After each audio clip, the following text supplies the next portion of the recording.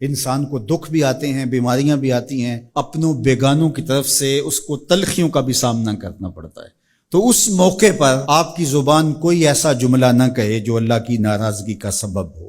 غم تو پہنچتا ہے اور غم سے انسان متاثر بھی ہوتا ہے، یہ تو نہیں ہے کہ تکلیف پہنچے۔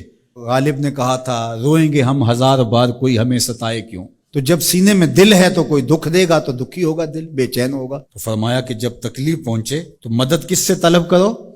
صبر سے، کہ اللہ مجھے توفیق صبر دے۔ روایت ہے کہ سلمان رضی اللہ تعالی عنہ حاضر ہوئے اور ان کے چہرے کے اوپر کوئی ایسے آثار تھے کہ جس طرح بہت بڑی پریشانی ہو۔ تو ان کو کہا کہ تمہارا جو دکھ ہے وہ اس کو کہو جو دکھ کا مداوع کر سکتا ہے، غم اسے کہو جو غم خار ہو، جو غم خار ہی نہ ہو اسے غم کہنے کا فائدہ۔ بعض اوقات لوگ خام خواہ بے چین ہوتے کہ میرے کو پوچھے تمہیں کیا ہے، چہرے کے اوپر جو ہے وہ خشونت سجائے، چہرے کے اوپر جو ہے وہ اداسی سجائے۔ آپ کو صدمہ پہنچے تو بعض اوقات ٹھیک ہے انسان بے بس ہو جاتا ہے، اس کے چہرے بشرے سے اس کا ظہور بھی ہوتا ہے، لیکن کچھ ایسی چیزیں جو چھپائی جا سکتی ہیں اس کو چھپائیں۔ ہنس کے پی جا تلخی ایام کو ناصر، غم کے سہنے میں بھی قدرت نے مزہ رکھا ہے۔ غم برداشت کریں، اندر اتار لیں اس کو، اس کا اجر رکھا گیا ہے، اس کا صلہ بتایا گیا ہے۔ تو ہر چھوٹی چھوٹی بات کو لوگوں سے شیئر کرنا یہ نہیں، ٹھیک ہے کبھی آپ کوئی ایسی بات ہو آپ کر بھی سکتے ہیں، لیکن ہر وقت جو ہے وہ اکتائے ہوئے رہنا اور میں پریشان ہوں، میں پریشان ہوں، میں دکھی ہوں، میں دکھی ہوں، تو کیا وہ دکھ ختم ہو جائے گا؟ لوگ مہندی سجائیں گے تیرے لہو سے، لوگ مہندی سجائیں گے تیرے لہو سے، زخم دل کے نہ دکھاؤ کسی کو۔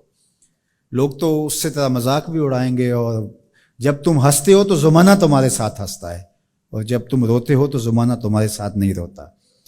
اس لیے یہ آنسو بڑے قیمتی ہیں، وہی بہاؤ جہاں شان کریمی موتی سمجھ کے چن لے۔ یوں ضائع نہ کرو، یوں ان کو برباد نہ کرو، لوگوں کے سامنے رسوا نہ کرو اپنے آپ کو۔ تو صبر کے دامن کو تھامو، ایک تو تلقین یہ کی گئی، اور دوسرا کہا والصلاۃ، اور نماز کے ساتھ اللہ سے مدد طلب کرو۔ حضور علیہ السلام جب بھی کسی مشکل میں مبتلا ہوتے تو حضور نماز کے لیے کھڑے ہو جاتے، اور میں نے خود کئی مرتبہ تجربہ کیا ہے، جب کوئی تکلیف پیدا ہو تو آپ نماز پہ کھڑے ہو جائیں، تکلیف میں تخفیف پیدا ہو جاتی ہے۔ اور بدر سے سخت دن کیا ہو سکتا تھا جب کافر پورے لاؤ لشکر کے ساتھ آ گئے، اور حضور کے لیے عریش ایک چھپر بنا دیا گیا، اور آقا کہیں وہاں مصلی بچھائے ہیں اور رب کے حضور کھڑے ہیں۔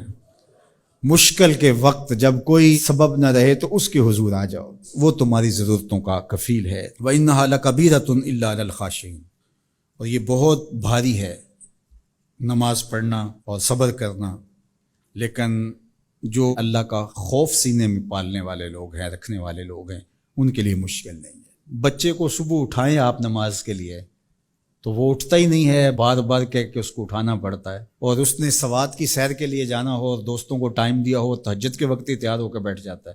اس کا مطلب ہے کہ اس کو نماز کا شوق نہیں ہے، اس کا شوق تھا، جس کا شوق تھا اس کے لیے اٹھنا بھاری نہ ہوا۔ میرے والد گرامی سے کسی نے کہا جی جاگ نہیں آتی، تو فرمانے لگے صبح منڈی جانا ہو تو جاگ آ جاتی ہے، کچہریوں میں تاریخ ہو تو یاد آ جاتی ہے۔ منڈی جانا یہ تمہاری بدنی ضرورت ہے، بچوں کے پالنے کے لیے، اپنی ضرورت کے لیے۔ کچہریوں میں جانا خوف ہے، نہ گیا تو میرے خلاف فیصلہ ہو سکتا ہے، تو تمہیں نہ امید ہے اللہ سے اور نہ اس کا خوف ہے، تو پھر کیسے جاگ آئے؟ اور کسی نے کہا کہ حضور نماز پڑھنا چاہتا ہوں، جاگ نہیں آتی۔ اللہ اکبر، کہنے لگے ارادہ اگر پکا ہو تو نیند نہیں آتی، بار بار اٹھ کے ٹائم دیکھتے ہیں وقت تو نہ گزر جائے۔